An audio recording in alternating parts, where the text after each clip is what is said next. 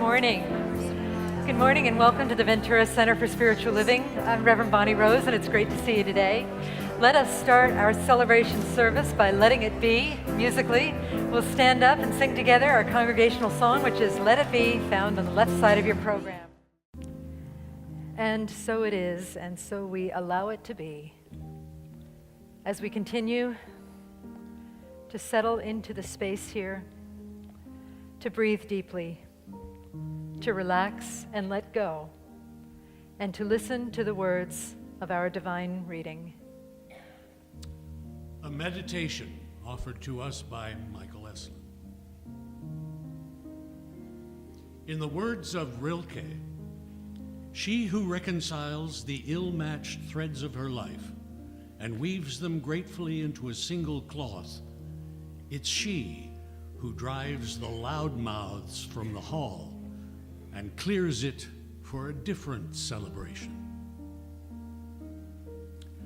I invite us to close our eyes and get comfortable in our seats as we move into this time of silent reflection and contemplation.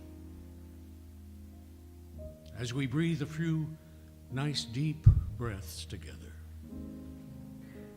breathing in together, in 1, 2, 3, 4, out 2, 3, 4, breathing in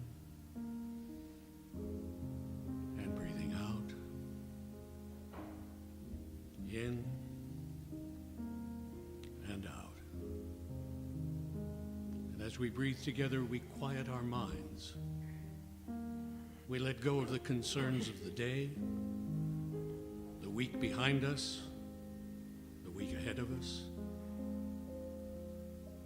and we follow that empty breath, breathing all the way out and relaxing.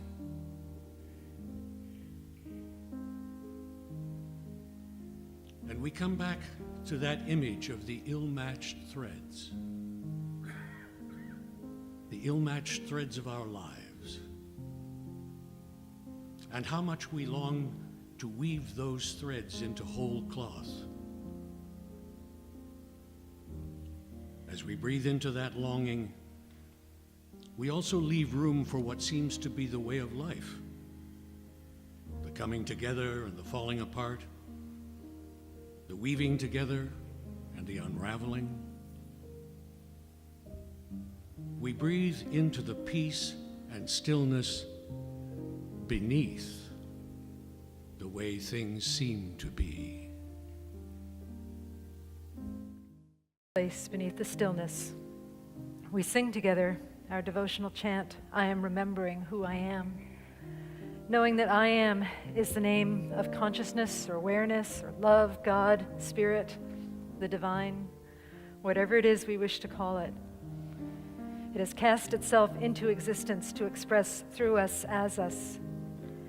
And as we sing this chant together, we know this truth for ourselves, that we are not only a drop in the ocean, but we are the ocean in a drop. We know it for ourselves, and we know it for all beings everywhere. I am remembering who I am. I am remembering who I am. Resting in the I am presence as the I am presence. Let us breathe in deeply. And then exhale, opening our eyes in love and in service to what is, as it is, and so it is. Well, good morning, Ventura. It's great to be here. It's always great to be here. I'm happy to say that this time it hasn't been a 2-year lapse. It's been a 2-month lapse. Thank you, Bonnie. About 8 years ago, I think it was maybe the second time that I sang here, I had the distinct pleasure of meeting John Cross. And I had sung a song that has kind of become a signature song called With This Breath, and he picked up his flute. And he just started playing all these beautiful things, just improvisationally. And I thought, who is that guy? Wow. I mean, just incredible.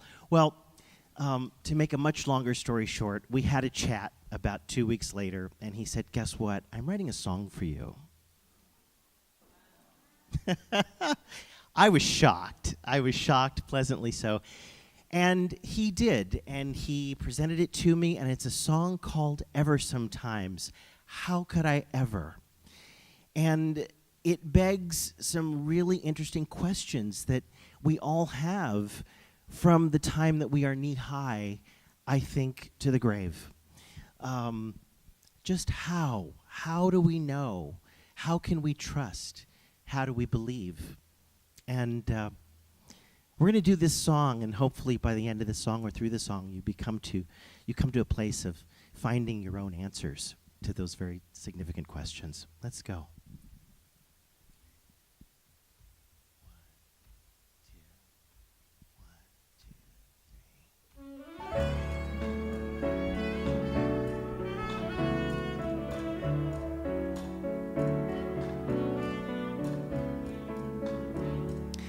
How could I ever look up, turn around and face my own fate, and greet each day with open heart, make a wish and send it forth, always knowing it could fail? I think of melodies that speak of power and love. How can I ever? How can I ever? How could I ever? What is forever? How could I ever know? And how could I ever plant a seed, not knowing how well it will grow? Can I ever just believe, keep the faith and quell all my doubts? If immortal eyes were mine, how I would watch the world and know of all that's unknown. And if I ever, how could I ever watch as time slips away, hoping I'll know what to say, cast a coin into a fountain, and willing my thoughts into life? Oh, I'll know.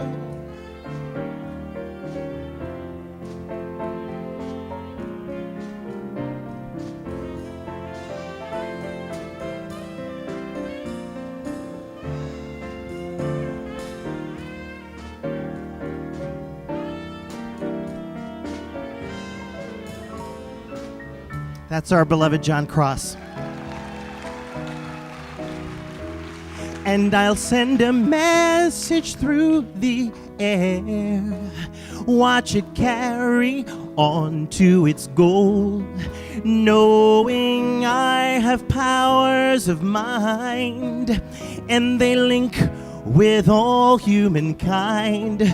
So I'm not the only one, 'cause we are all just one, and we all believe. Sometimes,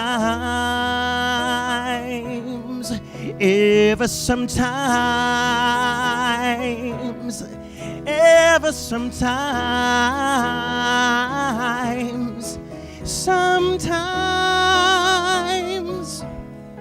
ever sometimes, ever sometimes, ever sometimes, sometimes.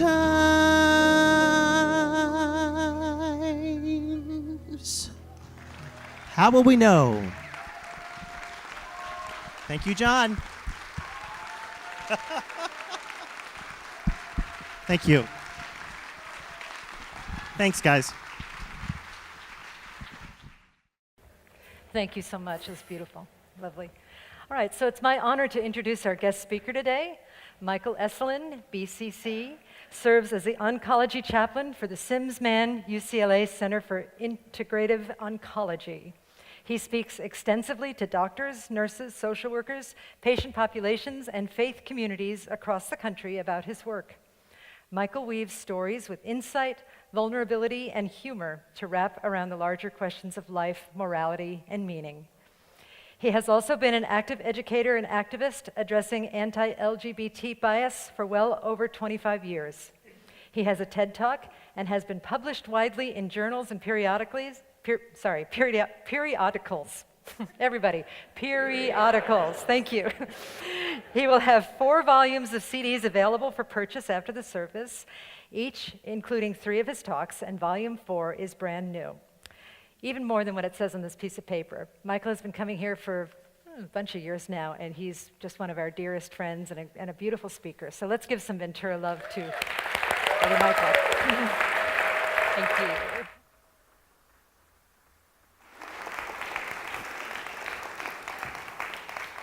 Well, thank you for the nice welcome. It's a kind of a highlight of my speaking year to come here and experience this place, so thank you. Many years ago, I was speaking to another congregation, which at the time included a question and answer period with the speaker as a part of the Sunday morning service. And that morning, I had given a talk of mine called I Don't Have a Suit, that has to do with our experience of feeling like an insider or an outsider. During the Q&A, one woman was sharing with the congregation the pain of having to recently admit her elderly father into an assisted living facility, where she explained there was assigned seating in the dining room. Unbeknownst to my dad, she said, he got seated at the cool table. Because soon enough, one of the other residents rolled up alongside him and commented sadly, "That used to be my place until you got here." Bad news, folks. It seems like in many ways we never get out of junior high. I attended Jefferson Junior High in Long Beach, as my father had some 30 years earlier. In fact, when he was 12 years old, he was on his bike across the street from the school, having wrapped up his paper route, late one Friday afternoon in March 1933, when the big earthquake hit. And he watched as his school collapsed into a heap of rubble. Far from rubble in my mind, Jefferson is a time and place that still lives so vividly in my consciousness. And like it or not, it was a shaping force in the person I would become and how I would come to see my place in the world. Yeah, middle school, junior high can be a potent time for many of us, a time of awakening and self-discovery, for many a time of desperate yearning to belong and yet always feeling the outsider. For some, a time of enormous cruelty, either as the victim or perpetrator or both. And for some, a time of terrifying vulnerability. I was a gay 11-year-old boy when I started at Jefferson, and it was the first time I ever had to get naked in front of other little boys. Suit up for PE, shower together. Gerald Colucci had chest hair in 7th grade. Some of the other boys clearly hadn't begun puberty yet. My God, my memories of those times, the people, they're fixed in a 13-year-old's perceptions. And it can take years to tease apart those perceptions and begin to see one another, including ourselves, in a truly multidimensional way. Perhaps some of you saw the recent film 8th Grade. It is a devastating, achingly poignant portrait of this rite of passage, shot through an utterly contemporary lens, and yet in some ways only going to prove the old adage that the more things change, the more they stay the same. In the film, Kayla is 13, and she's enduring the last week of classes after a disastrous 8th grade year. Kayla makes these little shoebox time capsules, including a video time capsule, as a sort of gift and touchstone to her future self.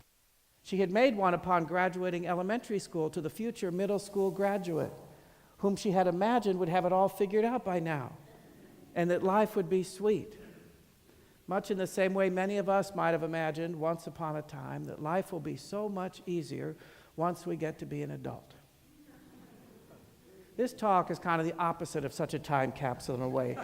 Rather than reaching forward in time, I'm reaching back to a few specific characters at Jefferson. Teachers, more precisely, who in my mind are fixed in at most 2 dimensions. And if I dare to see them in a multidimensional way, what might I discover about myself? Did any of you ever find it nearly impossible to conceptualize of your teachers as human beings, living a normal life outside of the classroom? I mean, we might have known if they were married or had kids, but just couldn't quite wrap our heads around it. Perhaps it's a function for those in my generation for whom teachers showed up to school in dresses, suits, and ties. It was hard enough to imagine them in casual clothes, let alone living a normal life.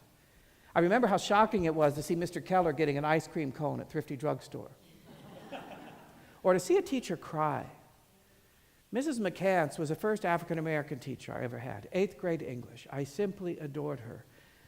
I can still sense how disorienting it was to see her openly weep in front of the class on Friday, April 5th, 1968, the day after Martin Luther King had been assassinated. It was impossible to grasp the gravity, the magnitude of such a loss for her, for any of us really.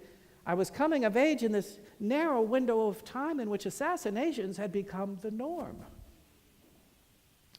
Well, several years ago, Ted Authier, an old friend from the neighborhood and a fellow altar boy at Our Lady of Mount Carmel Church, sent me an email including a link to a then 12-year-old obituary for Claude Evans.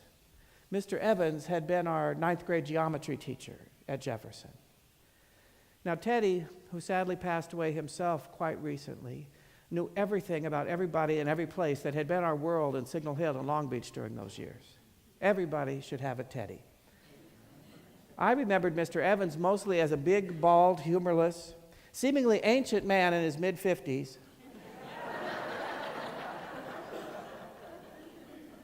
with a deep voice and bad breath and chalk dust always flocking the dark suits he wore, the residue of so many triangles and parallelograms drawn on the chalkboard. Mr. Evans also led the after-school slide rule club, if you can imagine. Dorkosaurus that I was, I showed up for the first few meetings with my little slide rule from Save-On Drugstore, though I lost interest pretty quickly. But don't you know, when it came time to take yearbook photos for campus clubs, I and several of my friends showed up for that slide rule club photo. Hey, it was a chance to get out of class. We thought we were so clever. Mr. Evans is fixed in my time capsule memory as little more than a cartoon. And yet when I read his obituary, I was filled with such tenderness and regret for this man I never got to know, though I'd spent an hour with him every day for a year. I didn't know that he had served in the Army Air Corps, as my dad had during World War II. I didn't know he'd been co-captain of a Rose Bowl winning football team for Berkeley. I couldn't have known that he lost an adult son in 1984. But the line that pierced the deepest revealed what I really didn't know. Anyone who knew Claude knew most importantly that he was one who would help anyone in need, and he would do so with a smile and warmth and no expectation of anything in return. The 13-year-old within me did not recognize this portrait at all and felt ashamed. The 60-something-year-old man only felt sorrow and regret for this missed opportunity to connect, with an extra layer of sadness because the obituary was already 12 years old, as if that somehow solidified that this was an opportunity gone forever. Much in the same way, many of us might experience a different kind of sadness when we hear many years after the fact that someone we had known or cared about once had died. Leaves me wondering how little we ever really know of each other. Well, 20-some years ago, late in August, on a Friday afternoon after work, I drove down to Long Beach to meet an old college friend, Carrie, to go kayaking on the Alamedas Bay. Now, Carrie and I both grew up in Long Beach, went to the same high school, though we didn't know each other there. We met a few years later in an engineering class at UCLA. But the Bay was a place that for each of us held indelible, joyful memories of times growing up in Long Beach. So as we paddled around, we did a lot of, oh, I remember one time, and oh, did you ever go over there? And do you remember the popsicles they sold at Woody's Goodies? It was an enchanted afternoon. As the sun began to go down, we turned in our kayaks, and though we were soggy and a little sandy, we walked down 2nd Street through Belmont Shore to go grab some dinner at a now long-gone Long Beach institution, Hoff's Hut. Even then, though, it had lost all the tacky familial charm we had remembered. It had become sort of hip and slick and corporatized. But as we were walking down 2nd Street toward the restaurant, I commented to Carrie, I have the strangest sensation that I'm going to run into somebody from my distant past. Isn't that weird? We walked into the restaurant, gave the hostess our name. I turned around and could not believe my eyes. There sat my 8th grade gym teacher, Mr. Lineberger, the devil incarnate.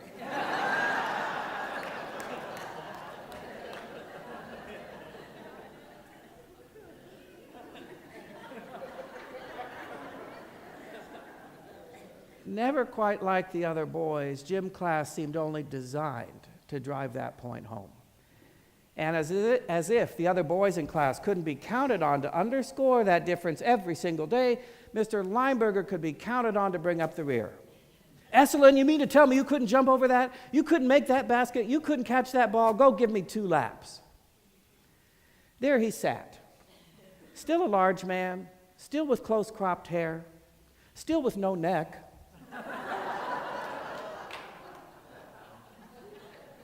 but now with a cane and a face slightly askew that led me to think he'd likely had a stroke. I pointed out the materialization of my premonition to Carrie. She whips a camera out of her purse right away and says, we've got to go say hello. Quick, I'll take your picture. I knew she was right, of course, but not for any reason she would have assumed, because I knew this was a threshold to cross. If I say hello to him, I will also have to come out to him, because sooner than later, a question will be asked about wife and kids. So I said, excuse me, are you Mr. Lineberger? Well, yeah, who are you?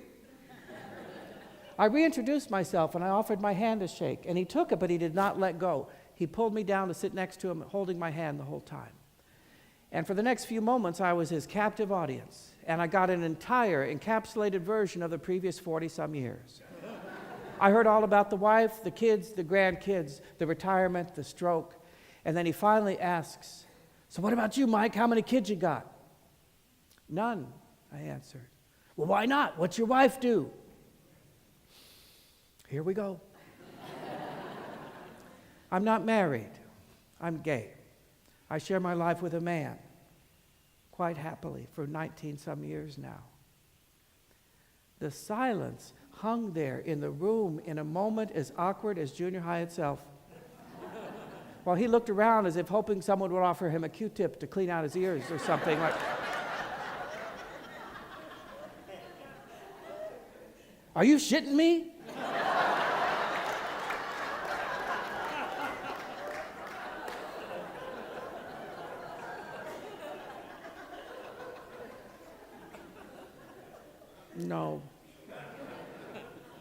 No, I'm not. And I realized that this, too, was a threshold to cross.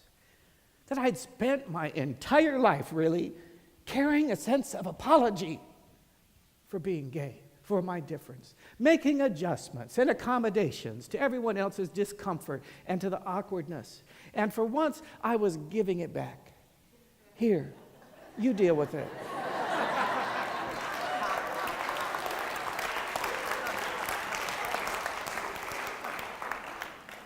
And he fussed, and he fidgeted, and he finally says, well, that's okay with me, I guess. Gee, thanks. More to comfort himself than me, really, but just then, the hostess called our name, and we were seated for dinner, and that was that. But I have to say, during the entire meal, my heart did not stop pounding in my chest. I thought my chest was going to explode. For in that moment, he was not a feeble old man, and I was not an out, proud, 40-something, self-actualized gay man. I was 13, and I'd just come out to my 8th grade gym teacher. Sam Sanders, the host of the NPR podcast, It's Been a Minute, recently observed that coming out is not just declaring yourself to the world. It's declaring yourself to each earlier version of yourself and letting that person know that they're cool too. Yeah, gym class was by far the most torturous aspect of Jefferson for me, and it all started day one, 7th grade. That year, my teacher was Mr. Dennis, a short, affable enough man with a Detroit haircut, short flat top on top, held up with butch wax, long on the sides, combed behind the ears. Even in 1966, that haircut was a few years out of date. Mr. Dennis showed an obvious preference for the more athletic boys in class, and they returned the favor by affectionately calling him Coach. Day one, 7th grade. After the trauma of suiting up, Mr. Dennis tested us on how far we could throw a football, how many times we could hike it between our legs and hit the center of a bicycle inner tube hanging on the chain link fence behind us within some specified period of time. Well, I was a big sissy boy. I'd rather practice waltz steps out in right field than concentrate on any baseball game. I had never touched a football. I got an F, the first in my life. Mortified, humiliated, I can still feel the disgrace of being summoned into Mr. Meyer's office, the 7th grade counselor, and told I was to be placed in special PE, which was PE designed for boys with special needs, disabilities, handicaps, more commonly and disparagingly referred to as ortho PE. And the culture was such at the time that if you appeared to be able-bodied and were placed in special PE, you might as well change schools. You're not going to survive. I confronted Mr. Dennis the next day. Did you recommend that I be put in special PE? Kind of ballsy when I think about it. He sheepishly answered yes. I think also kind of knowing he was also condemning me to a sort of social death sentence. My only saving grace in the end was that the gifted math class met in the same period as special PE, and so math trumped out over football, and I was relegated to regular PE, where I spent a lot of time on benches, surreptitiously mapping out cha-cha steps with my feet tucked under the bench. Very few years later, the crazy irony is that I began a career as a professional dancer. Physical ability, agility, coordination weren't my issue. But because I didn't fit the cultural norms of what a boy was expected to like, and didn't excel at the activities at which a boy was expected to excel, I was somehow seen as an affront to that culture. And I was labeled handicapped because of it. But you know what? I'm almost over it. In that same email that Ted had sent me, including the link to the article about Mr. Evans, there was also a link to an article about Mr. Dennis. This one from the Salt Lake City Daily Herald. James Dennis, 73, retired middle school teacher, former bishop in the Mormon Church, was convicted and sentenced to 20 years to life for the sexual assault and molestation of 17 girls. 4 of whom were his granddaughters. His son, Gary's quoted in the article as saying that his father had assaulted his first victim some 50 years earlier. That would have meant that Mr. Dennis's little enterprise had been well underway when he had been my teacher. Almost more chilling than the headline was the mugshot included in the article. Of course, the Detroit haircut was long gone. Yet despite the now sagging jowls and orange jumpsuit, it was most definitely my tormentor. Same cold blue eyes staring blankly in the camera with this expression that was not so much one of a grimace or a scowl, so much as it was one of surrender. The jig is up. It's all over. Complete and total disgrace. Another friend of the family had been quoted as saying, "We were all so shocked. If only we had seen something. Maybe we could have done something to stop it." Yeah, the things we don't see. The craziest thing, though, I would have expected if this article had been about any other perpetrator, any stranger, I am certain that my response would have been moral outrage and disgust. Lock the bastard up, throw away the key. And given whom he represents in my own biography, I might have thought there would be another layer, a flavor of schadenfreude, if you will, delight in his demise. But neither was the case. I only felt deep, profound sadness. And I have to admit, my sadness was not for his victims in that moment, but for him. Not only sadness, but even a kind of softness for the perpetrator of these crimes. And I'm left wondering about that sadness and about that softness. Here, this article in the Daily Herald confronts my 13-year-old's perceptions of who Mr. Dennis was. Perceptions that had remained safely unchanged for those same 50 years. And as with each of these stories, I watched as those perceptions crumbled right before my eyes, just like Jefferson itself crumbled right before my father's eyes in 1933. And it leaves me to wonder if such earthquakes aren't such a bad thing, metaphorically speaking, giving us an opportunity to reinterpret that which we thought was so solid and fixed and unchanging, giving us a chance to see through walls that hid things that should have been seen. It took 50 years to bring him to justice, after all. But I come back to why the sadness? Why the softness? Is it because, like it or not, Mr. Dennis and I did share a metaphorical minute waltz in the cosmic dance of our lives, and so somehow he puts a human face on an inhuman deed? Is that it? Is it because of some deep, abiding belief in inherent worth and dignity of all people? Maybe, but I don't think so.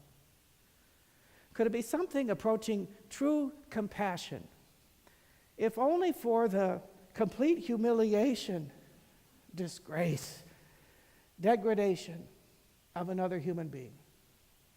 I don't know.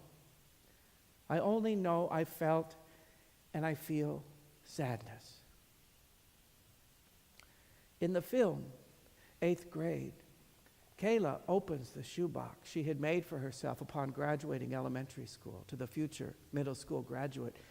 And when she's confronted with the unmet dreams and expectations of her younger self, she finds it too painful, unbearable, in fact. She asks her father to be a witness to a ritual burning of the time capsule, not wanting to leave any trace of evidence of such unmet aspirations. Even while her dad plaintively asks her, "Are you sure?" I know I didn't want her to burn it either. So if Mr. Dennis had made a time capsule for himself at 13, for himself at 73, I am certain it would not have included that mugshot or that orange jumpsuit. But then again, had I made one for myself at 13, for myself at 64, there is very little of my life that could have been imagined, the joy or the pain of it. Certainly could never have imagined being an oncology chaplain. Possibly most inconceivable in 1966 would be that I'd be sharing my life with Scott for 41 years now as an out, proud, legally married gay man who still can't play football. So what about you? What might your 13-year-old self have imagined about you today? And what, if anything, would you have to say to him or her? Might those earlier versions of ourselves know deep in their bones that they're cool too. May there be love. May there be compassion. May there be room for all of us at the cool table. So be it. Thank you.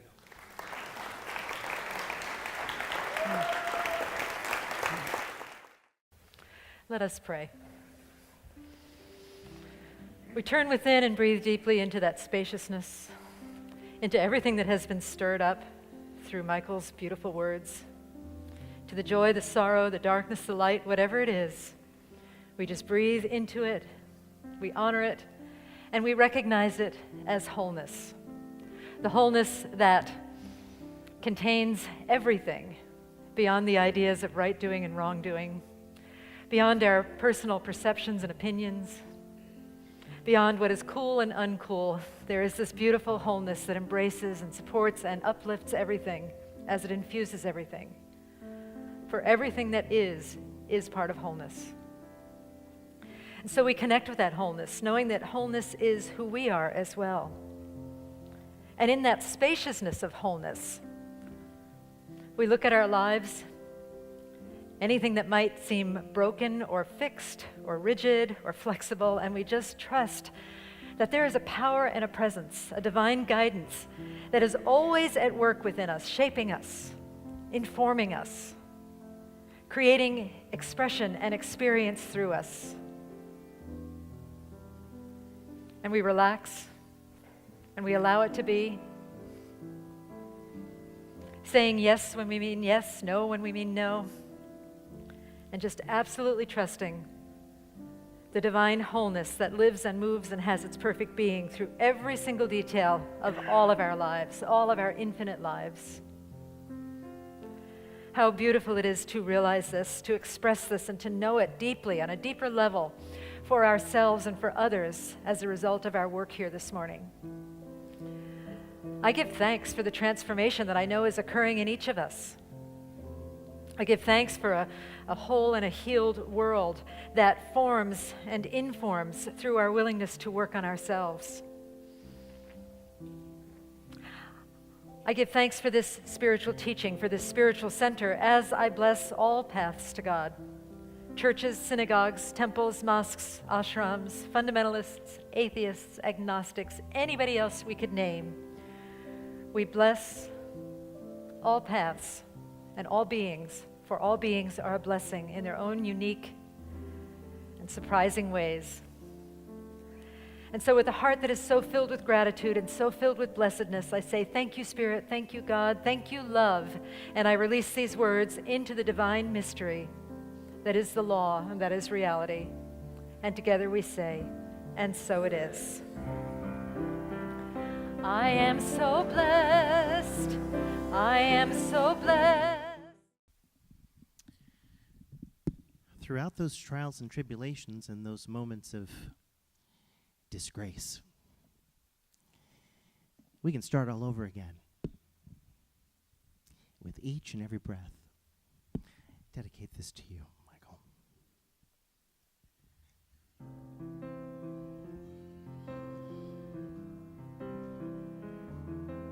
Take a step back, turn around, look at the world that you've let down. My, you're such a disgrace. The damage is done, you can't replace it.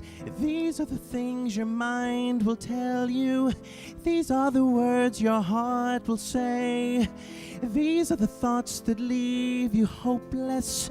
These are the times you say, there is no way, no way, no way. But as long as you are breathing, you can start all over again. If your heart's beating, you can start all over again. Goodbye, sorrow. You can start all over again. Hello, tomorrow. You can start all over again. Wake up to the perfect sun. The long night is over. A new day has begun. Oh, yes. Dare to believe mercy flows in the morning. Your spirit is set free. These are the things your mind will tell you. These are the words your heart will say. These are the thoughts that leave you fearless. These are the hands that point the way. As long as you are breathing, you can start all over again if your heart's beating. You can start all over again. Goodbye, sorrow. You can start all over again. Hello, tomorrow. You can start all over. 'Cause everything can change if all our things are new. Yeah, the impossible is here, and it's crying out for you. Everything is gonna work out right, just like we prayed it would. You're a miracle in the making. Yes, it's working for your good.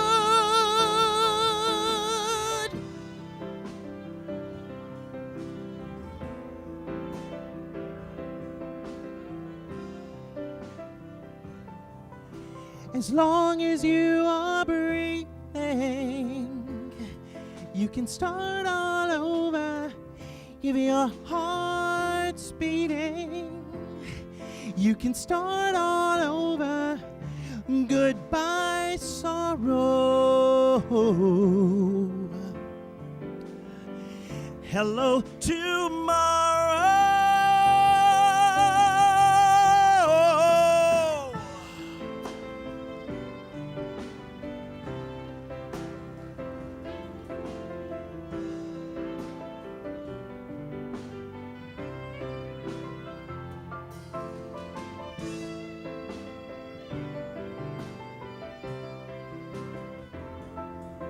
Whoa, whoa, whoa, whoa. As long as you are breathing, if your heart's beating, goodbye, sorrow. Hello, tomorrow. You can start all over again.